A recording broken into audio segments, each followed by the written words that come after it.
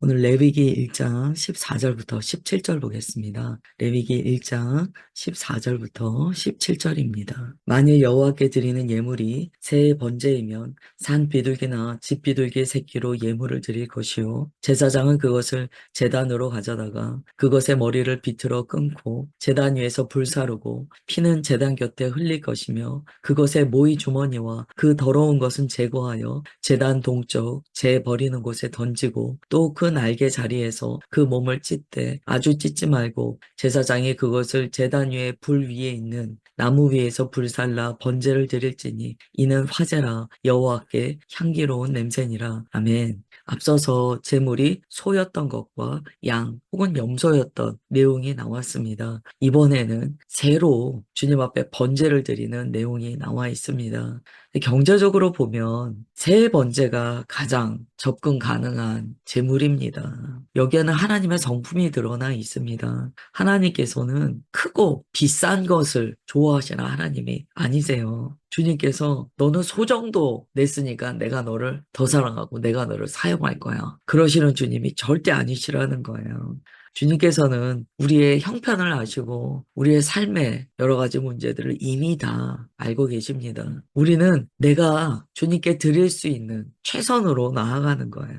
재물이 무엇이냐에 따라 제사의 본질이 변하지 않는다는 거예요. 하나님께서는 거룩을 값으로 매기시지 않으세요. 결국 이러한 모든 재물은 예수 그리스도의 대속의 은혜를 가리키게 됩니다. 예수님께서는 모든 사람의 구원자로 이 땅에 오셨어요. 15절에 보시면 지금 새 제사만 좀 다른 점이 있는데요. 앞에서는요, 드리는 자가 직접 잡았습니다. 그리고 제사장이 피를 뿌렸어요. 드리는 자가 직접 잡아서 각을 뜨고 제사장에게 주면 제사장이 그것을 번제로서 하나님께 흠양하시는 향기로운 냄새가 되도록 올려드렸습니다. 그런데 15절에 보시면 제사장은 그것을 제단에 가져다가 라고 시작돼요. 이게 그 앞에 나왔던 다른 짐승 제사와 다른 거죠. 소나 양, 염소와 다른 점이에요. 이것을 제사장이 했다는 거예요.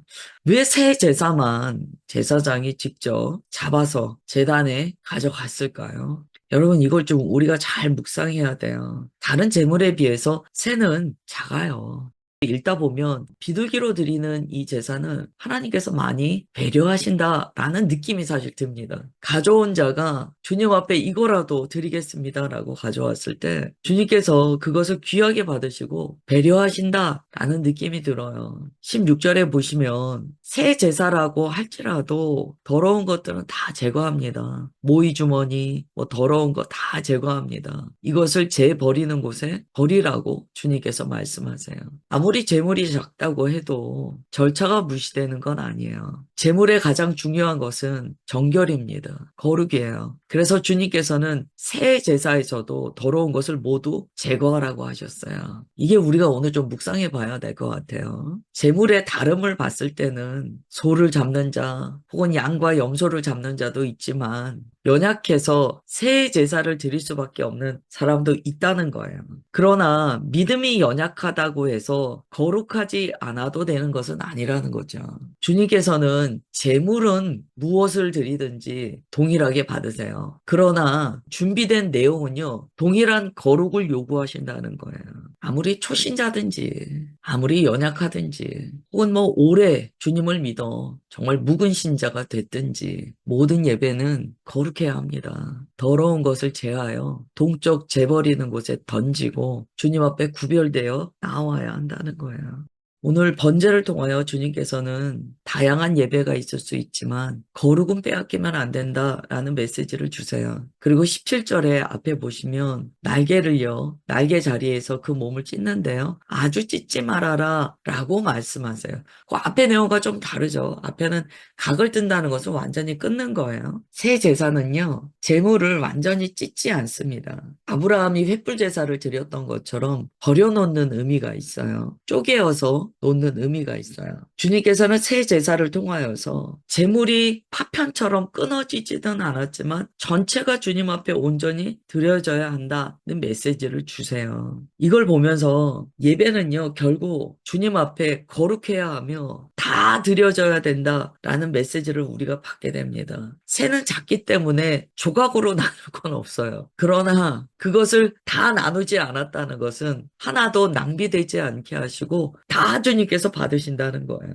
17절 하반절에 보시면 주님께서 똑같이 향기로운 냄새다 라고 말씀하십니다. 소든지 양이든지 염소든지 비둘기든지 주님께서 다 향기롭게 받으셨다는 거예요. 그럼 재물이 뭐가 됐든지 향기롭게 받아지는 예배의 비밀은 어디에 있습니까? 주의 말씀대로 예배를 드렸을 때 향기롭게 받아진다는 거죠.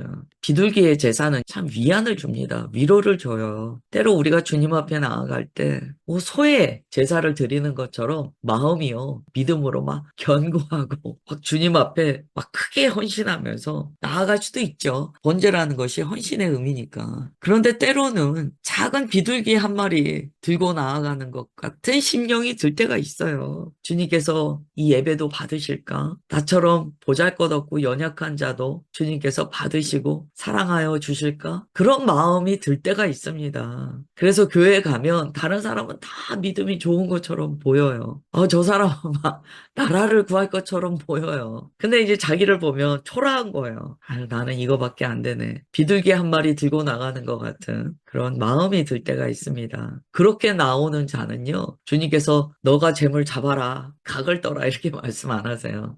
주님께서 제사장에게 하게 하신다는 거예요. 연약한 자가 예배로 나올 때 주님께서는 그 예배를 도우시고 보살피시고 그 마음을 다시 힘을 얻도록 위로하여 주신다는 거예요. 이게 우리가 믿고 있는 하나님의 성품이시죠.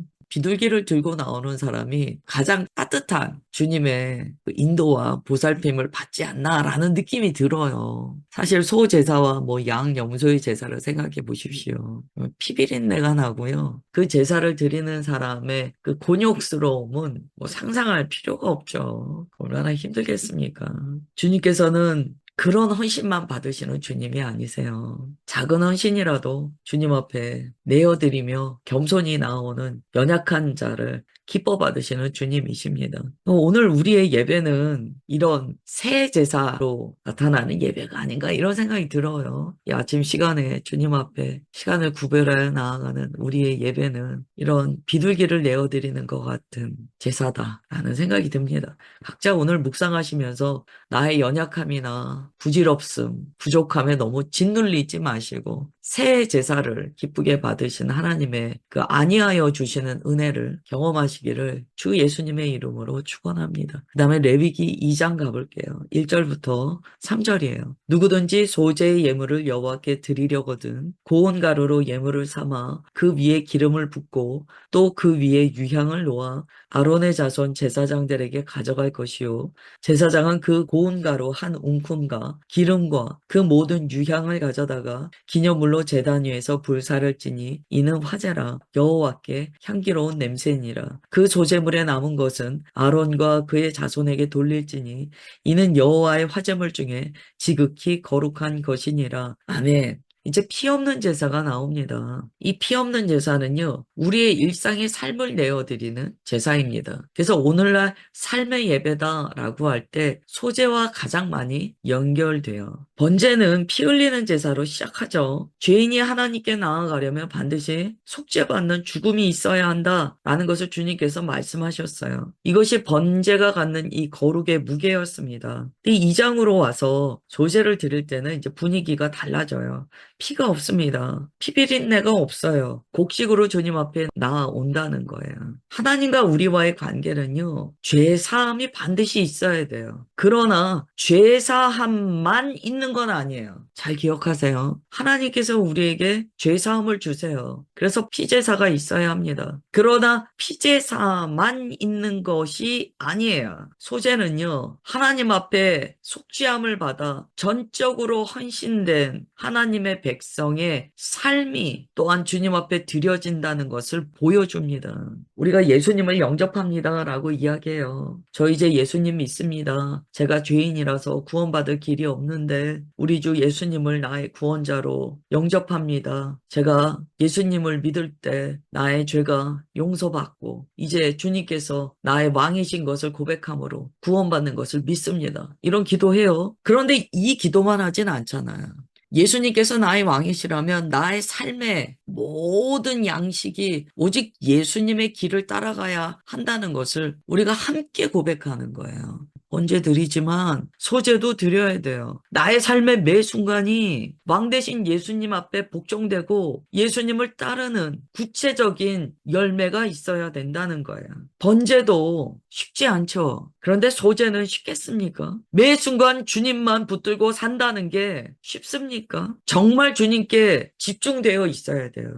그리고 정말 예수님만이 나의 왕이시라는 이 고백이 진실한 고백이 되어야 합니다. 이 소제는 고운 가루로 빻아서 주님께 드려야 돼요. 이 곡식 하나하나는 우리의 삶을 의미해요. 이게 고운 가루가 되려면 많이 갈아져야 돼요. 자아가 부서지고 깨어져서 고운 가루가 될 정도로 주님 앞에 깨지고 다루심을 받아야 합니다. 아침에 제가 번제 드렸습니다라고 해서 끝나는 게 아니에요. 24시간 우리는 소제를 드리는 자들이에요.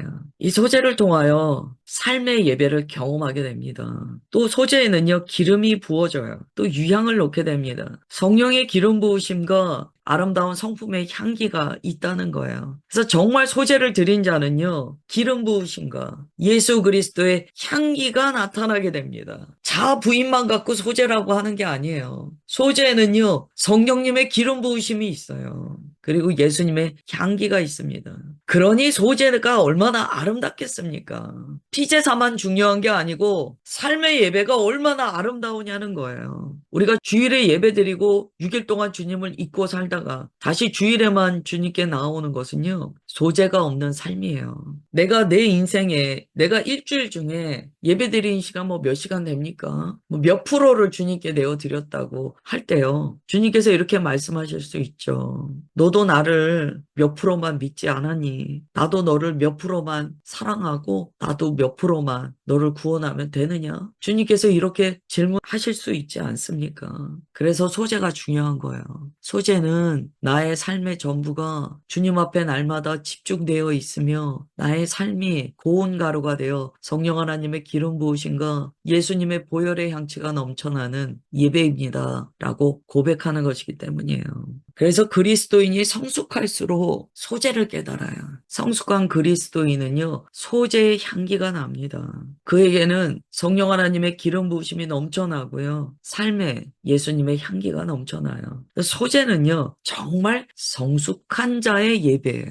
오늘 소제를 마음에 딱 담으십시오. 오늘 삶이 소제를 주님 앞에 드리는 삶이 되기 원합니다. 예배의 삶이 되게 하옵소서. 오늘 그렇게 꼭 기도하십시오. 참된 그리스도인은 소제의 삶이 있습니다. 남들 앞에서 드리는 예배로 나를 증거하는 것이 아니고 삶으로 예배가 증거되는 자가 진짜 그리스도인입니다. 오늘 소제를 마음에 담으시면서 주님 앞에 한날 기도하시기를 축복합니다. 기도하겠습니다. 하나님, 오늘도 말씀으로 주님의 성품을 깨닫습니다. 우리가 연약할 때, 우리가 부족하고 참으로 주님 앞에 드릴 것이 없다고 엎드릴 때 비둘기의 새끼라도 주님 앞에 들고 나올 수 있게 하여 주시는 것 감사드립니다. 우리의 마음이 힘들 때 주님께서는 우리에게 찾아오셔서 제사장이 직접 집례하는 예배처럼 주께서 친히 우리를 안으시고 예배 드릴 수 있도록 붙들어 주시는 사랑이 많으신 하나님이심을 믿음으로 고백합니다. 오늘 그렇게 우리를 붙들어 주셨사오니 부족한 자들이 이 아침에 힘을 얻어 한날을 살아내겠나이다. 또한 한날을 통하여 소제를 주님 앞에 내어드리는 우리 모두가 되기로 결단합니다. 성령 하나님 기름 부어 주옵소서. 예수님의 거룩한 보혈의 향취가 넘쳐나도록 주 품으로 우리를 안아 주옵소서. 오늘의 삶이 주님 앞에 드려지는 아름다운 소제가 되오니 주님, 이 소재를 받으시고 우리를 통하여 영광 받아 주옵소서. 주의 자녀들 모두 그렇게 한 사람 한 사람 사랑하시고